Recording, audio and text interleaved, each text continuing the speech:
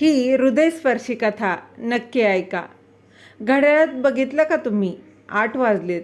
नाश्ता तर दूरची गोष्ट, अजून चहासुद्धा मिळालेला नाही आणि महाराणी अजून झोपेतच आहे.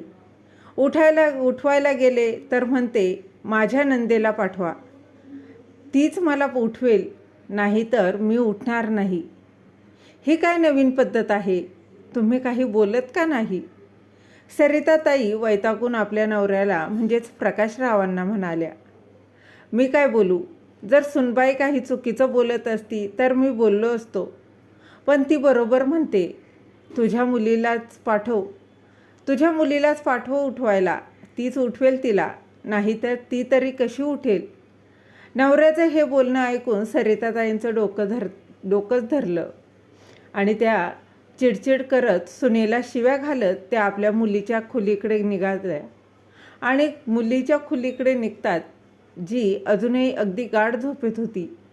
सरिताताई थोड्याशा लाडाने तिला उठवत म्हणाल्या, दिव्या बाळा, उठ ना ग, जरा जाऊन तुझ्या वहिनीला बघ. माहीत नाही तिच्यावर काय भूत बसले, अजूनही ती महाराणी खोलीतून बाहेर आलेली नाही. पलंगावरच लोळतीये आणि म्हणते, जोपर्यंत तू तिला उठवणार नाहीस तोपर्यंत ती काही केल्या उठणार नाही. आईचं बोलणं ऐकून दिव्या पटकन उठूनच बसली. काय? मी तिला उठवायला जाऊ? आई, हे काय बोलतेस हे? आता हे वहिनीचं काय नवीन नाटक सुरू झालं? सरिताताई वैतागून म्हणाल्या, तेच तर समजत नाही ग. आता तूच जा बरं, तूच जा आणि बघ जरा काय चाललंय तिचं. सकाळी सकाळी डोकं सळसळायला लागलंय तिचं. दिव्या बडबडतच वहिनीच्या म्हणजेच माधवीच्या खोलीत गेली. माधवी आरामात बेडवर लोळत होती. माधवीच्या अंगावरचं ब्लँकेट खेचत दिव्या चिडून म्हणाली, वहिनी, ही काय पद्धत आहे? घड्याळात 8 वाजलेत आणि अजून तुम्ही उठला नाहीत, आणि मी का तुम्हाला उठवायला यावं? तुम्ही लहान बाळं आहात का? दिव्याचं बोलणं ऐकून माधवी अगदी हसतच म्हणाली, नाही ताई, मी लहान बाळ नाही आणि तुमच्यासारखी समजूतदार आणि हुशारही नाही. मलाच काही कळत नाही कधी काय करायचं. तुम्ही विसरलात का? काल मी स्पष्ट सांगितलं होतं, आजपासून जेव्हा आणि जसं तुम्ही सांगाल तसंच करेन. 8 वाजले तरी मी वाटच पाहत होते. तुम्ही केव्हा येता आणि केव्हा मला उठवायला सांगता ते. मला कधी उठवता? आता म्हणालात ना, चला मी उठले. हे ऐकून दिव्या रागाने भडकली, वहिनी, सकाळी सकाळी हे काय नवीन नाटक? आई तर बाहेर चहासाठी डोकं उठलंय तिचं. पटकन उठा आणि स्वयंपाकघरात जाऊन चहा बनवा. हो ताई, मी बनवते आता चहा, असं म्हणून माधवी उठली आणि स्वयंपाकघरात गेली. चहा करून सर्वांना तिने दिला आणि नंतर स्वतः मात्र शांतपणे बसून चहा पिऊ लागली. दुसरीकडे सरिताताई सतत रागाने तिच्याकडे बघतच उभ्या राहिल्या होत्या. पुन्हा पुन्हा घड्याळात बघत होत्या. आता अगदी 9 वाजले होते आणि माधवीची अजून अंघोळही करून झाली नव्हती. नाश्ता आणि जेवण तर दूरचीच गोष्ट. सरिताताईंचा संताप वाढत चालला होता. चहा संपवून सुद्धा माधवी तशीच सोफ्यावर बसून राहिली. तेव्हा सरिताताई रागाने भडकल्या, माधवी, आज तुला काय झालंय? डोकं ठीक आहे का नाही तुझं? घड्याळ बघितलंस का? 9 वाजलेत, अजून कुणी नाश्ता केलेला नाही आणि तू मात्र निवांत बसली आहेस. नाश्ता कोण करणार? आणि अजून अंघोळही नाही केलीस. सासूबाईंचं बोलणं ऐकल्यानंतर माधवी अत्यंत निरागसपणे म्हणाली, आई, मी कशी अंघोळ करू आणि नाश्ता कसा बनवू? दिव्याताईंनी अजून काहीच सांगितलेलं नाही. त्यांनी तर फक्त मला चहा करायला सांगितला होता आणि मी तो केला. हे ऐकून दिव्या आश्चर्यचकित होऊन माधवीकडे पाहत चिडून म्हणाली, वहिनी, नाश्ता बनवणं, आंघोळ करणं हे तुमचं रोजचं काम आहे. यासाठी मी दररोज सांगावं का? तुम्हाला एवढंही काही कळत नाही का? माधवी पुन्हा हसत म्हणाली, ताई, तुम्हाला पुन्हा पुन्हा एकच गोष्ट सांगावी लागते. तुम्ही सांगितल्याशिवाय मी एकही काम करणार नाही. जोपर्यंत तुम्ही मला सांगणार नाही तोपर्यंत मी हलणार सुद्धा नाही. आता सांगितलं, आता मी नाश्ता करते, असं म्हणून माधवी तिथून निघून गेली. सरिताताई आणि दिव्या एकमेकींकडे आश्चर्याने पाहू लागल्या. त्यांना काही केल्या समजत नव्हतं. आज अचानक माधवीचं हे वागणं असं कसं बदललं? दैत्याच दरम्यान वर्तमानपत्र वाचत बसलेले प्रकाशराव मायलेकींची ही अवस्था पाहून त्यांच्या मनातल्या मनात ते हसत होते. 8 वाजता होणारा नाश्ता अखेर 10 वाजता मिळाला तेव्हा सरिताताईंचा संयम सुटला आणि त्या रागाने माधवीवर अगदी ओरडून लागल्या. आणि सगळ्यांना नाश्ता दिल्यानंतर माधवी पुन्हा बसली तेव्हा सरिताताई रागाने प्रकाशरावांच्या जवळ येऊन म्हणाल्या, हे बघा, माझी परीक्षा तुम्ही घेऊ नका. अशी वेळ येऊही देऊ नका की मी काही असं करून बसेल ज्यामुळे आयुष्यभर पश्चाताप करावा लागेल. मी आता या मुलीला एक क्षणसुद्धा सहन करू शकत नाही. आज सकाळपासून तिचं वागणं हे सहनशक्तीच्या पलीकडे गेले आणि तुम्हाला काहीच वाटत नाही आहे. तिच्या आईवडिलांना फोन करा आणि अगदी स्पष्टपणे सांगा त्यांच्या मुलीला घेऊन जा म्हणून. उपचार करा किंवा तिला वेड्याच्या दवाखान्यात भरती करा. मला अशी सून नको आहे. आज माझा मुलगा काही न खाता पिता घराबाहेर निघून गेला आणि ही महाराणी अजूनपर्यंत झोपून होती. लगेच तिच्या आईवडिलांना फोन करा आणि तिला माहेरी पाठवा. तेव्हा दिव्या म्हणाली, हो बाबा, आई अगदी बरोबर बोलत आहे. वहिनींच्या आईवडिलांना बोलवा आणि त्यांना पाठवून द्या. दिव्या एवढंच बोलली होती. तोच माधवी पटकन प्रकाशरावांकडे वळून म्हणाली, बाबा, आता दिव्याताईसुद्धा सांगत आहेत तर माझ्या आईबाबांना बोलवावं तर लागेलच. तुम्ही लगेच फोन करा. माधवीचं बोलणं ऐकून प्रकाशरावांनी तिच्या आईवडिलांना फोन करून बोलावून घेतलं. सुमारे 1 तासात माधवीचे आईवडील अगदी घाईघाईने आले. हॉलमध्ये एका बाजूला माधवीचे आईवडील बसले होते आणि दुसऱ्या बाजूला सरिताताई आणि दिव्या, तर एका कोपऱ्यात प्रकाशराव अगदी शांत बसले होते. टेबलाच्या कडेला माधवी गप्प उभी होती, सगळं अगदी निरखून पाहत. माधवीच्या आईवडिलांच्या चेहऱ्यावर चिंता आणि भीती अगदी स्पष्ट दिसत होती. ते मनातल्या मनात विचार करत होते, माधवीने असं काय केलं की आम्हाला इतकं अचानक बोलवावं लागलं. हॉलमध्ये एखाद्या वादळाआधीची शांतता होती. सगळ्यांच्या नजरा माधवीवर खिळल्या होत्या. तेव्हा सरिताताई कटू आवाजात म्हणाल्या, व्याही, तुमच्या मुलीला काय शिकवून पाठवलं आहे? लग्नाला 4 महिने झालेत.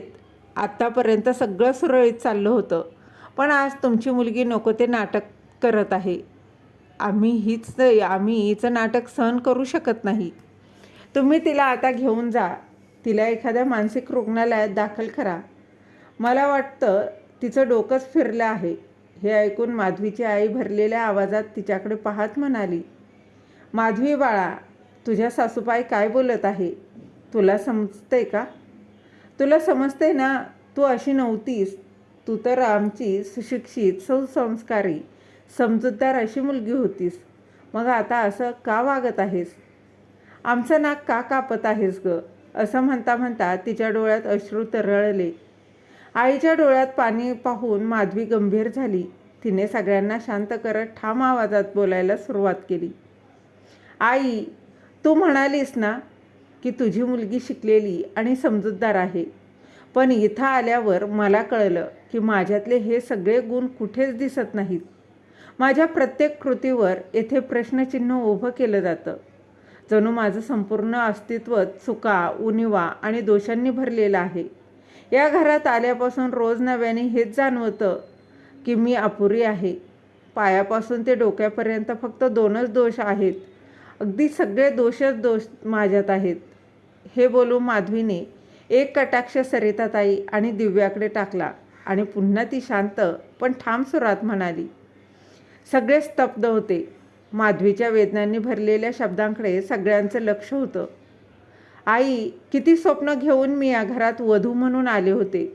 वाटलं होतं की सगळ्यांच्या मनात आपलं स्थान मी मिळवेन, प्रेम जिंकेन. मन लावून प्रयत्न केला मी.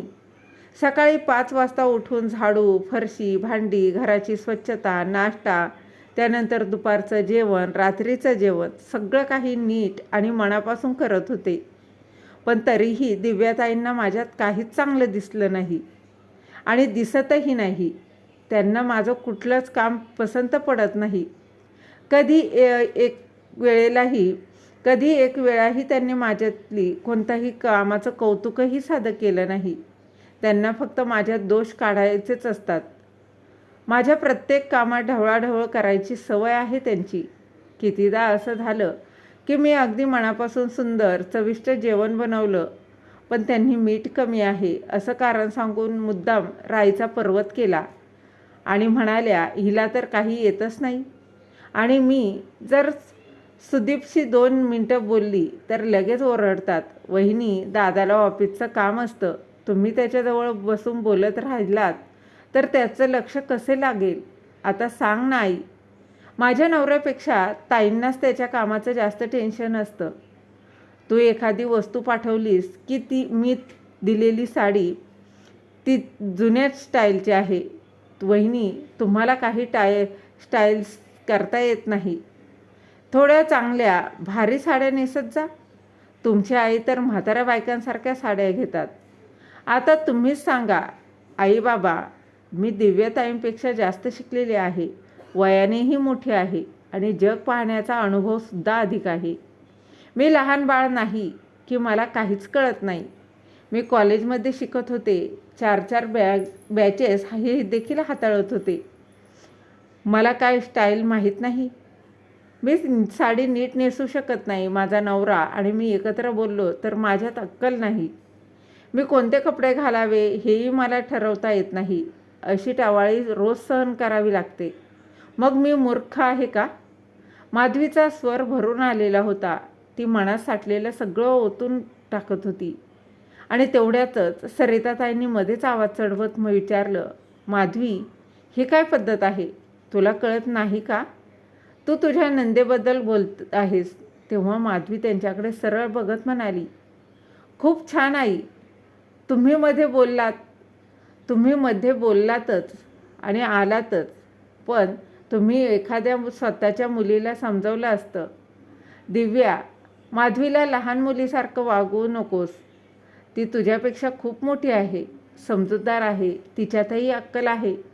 पण नाही, तुम्ही उलट तिला चितवत होता. मी चहा केला तर म्हणाल साखर कमी, जेवण केलं तर म्हणाल मीठ कमी. तुला माहिती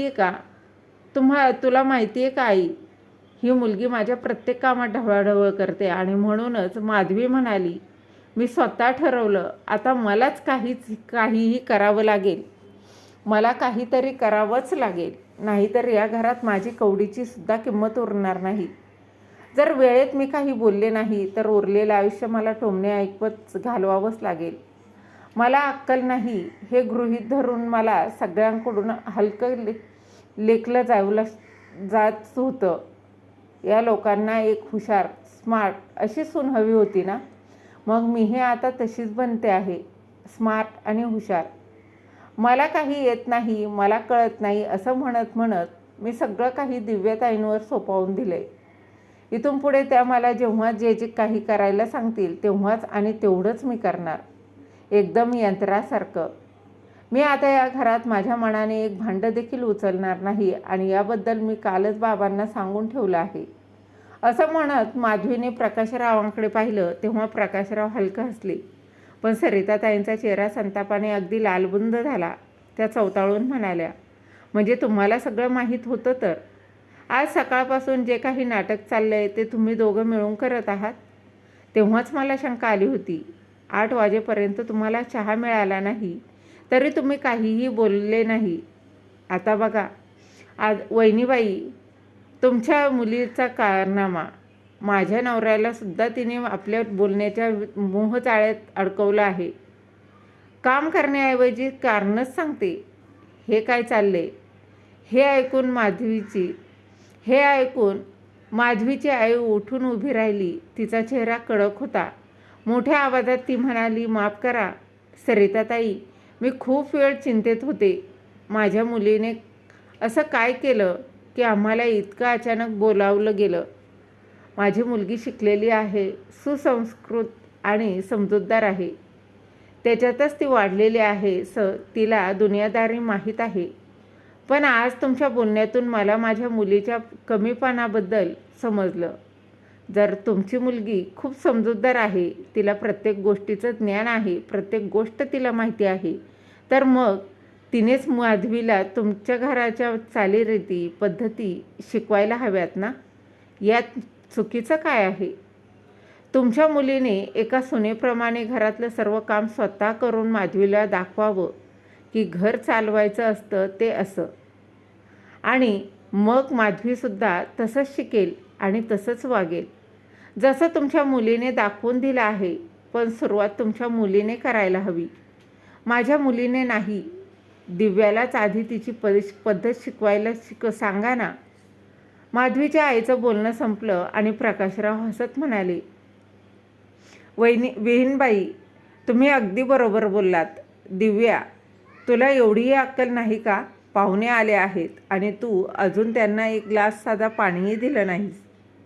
तुझ्या वहिनीला सांग पाणी घेऊन यायला. बाबा, तुम्हीसुद्धा? असं म्हणत दिव्याच्या डोळ्यातून अश्रू वाहू लागले. सगळ्यांच्या नजरा आता तिच्यावर खिळल्या होत्या. दिव्याला आता स्वतःचं अस्तित्व अपमानित झाल्यासारखं वाटू लागलं. ती अश्रूंना न दाबता म्हणाली, इथून पुढे मी कोणालाही काहीही बोलणार नाही. मला काय माहीत होतं की माझ्या बोलण्यावरून असा तमाशा होईल. माझा एवढा मोठा अपमान केला जाईल, तोही सगळ्यांसमोर. तेव्हा प्रकाशराव शांत पण ठाम स्वरात म्हणाले, दिव्या बाळा, तमाशा तर तू आणि तुझ्या आईने केला आहे. तुम्हाला सुनबाईचा अपमान करायचा होता, पण उलट तुझाच अपमान झाला. तुझ्या आईने प्लॅन केला होता सुनबाईला माहेरी पाठवायचा, पण एवढं डोकं लावायचं राहिलंच की आधी विचार तरी करायचा होता, सुनबाई असं का वागते. तुला वाटायचं ना की तुझी वहिनी अडाणी आहे, न समजूतदार आहे, मॉडर्न नाही, काळानुसार वागत नाही. पण आज तिने दाखवून दिलं ती किती समजूतदार आहे, किती आत्मविश्वासाने विचार मांडते आणि किती शांतपणे परिस्थिती हाताळते. नाती तेव्हाच टिकतात जेव्हा प्रत्येकजण आपापल्या मर्यादेत राहतं. दिव्या आता पूर्णपणे खचली होती. तिला कळेना की नणंद या नात्याची किंमत एवढी मोठी भरावी लागेल. माधवीचे आईवडील निघून गेले आणि त्यांच्या मागोमाग दिव्याचा सगळा गर्वही. आता जर कधी माधवीच्या जेवणात काही कमी असलं, भाजीला चव नसली, तरीही दिव्या काहीच बोलत नसायची. त्या दिवशीनंतर घरात वातावरण अगदी पूर्णपणे बदललं होतं.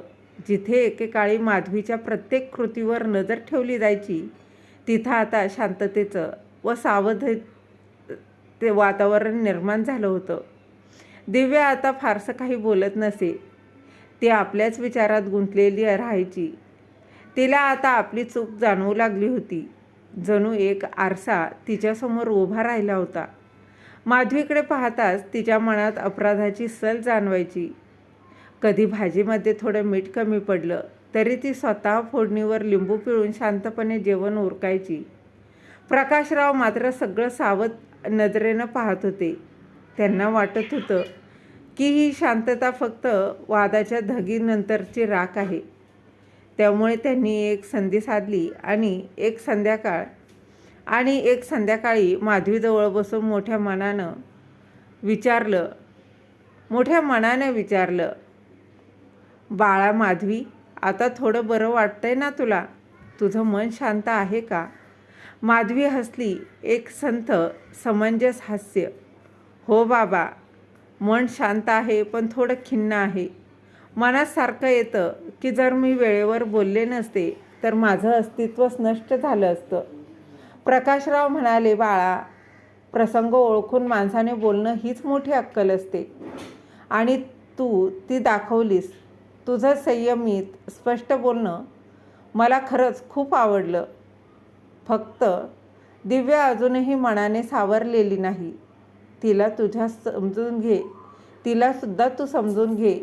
तू मोठी आहेस, पण तिचा हात धरून चालशील तर हे नातं खरंच सुंदर बनेल. माधवीने अगदी नम्रपणे मान हलवली. तिच्या डोळ्यात एक चमक होती, क्षमा करण्याची, नातं सांभाळण्याची.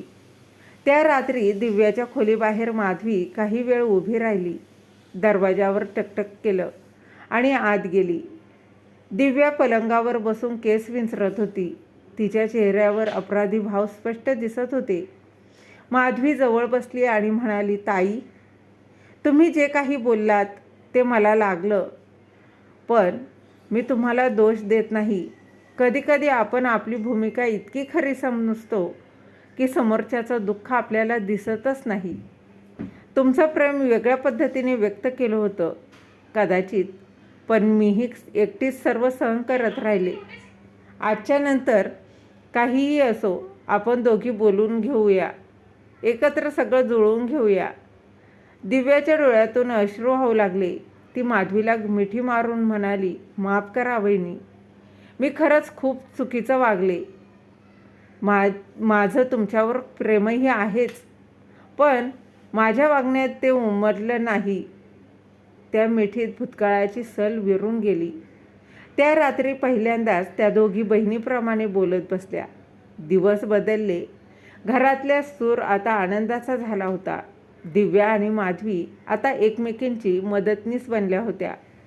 त्यांची घट्ट मैत्री झाली होती आणि सर्वात महत्त्वाचं म्हणजे त्या दोघींनी नाती टिकवण्यासाठी आपल्या अहंकारावर विजय मिळवला होता. तर मग मित्र आणि मैत्रिणींनो, माधवीने आपलं नातं टिकवण्यासाठी जे काही केलं ते योग्य होतं की अयोग्य ते कमेंटमध्ये नक्की सांगा. आणि कथा आवडली तर कथेला लाईक, शेअर, सबस्क्राईब नक्की करा. धन्यवाद.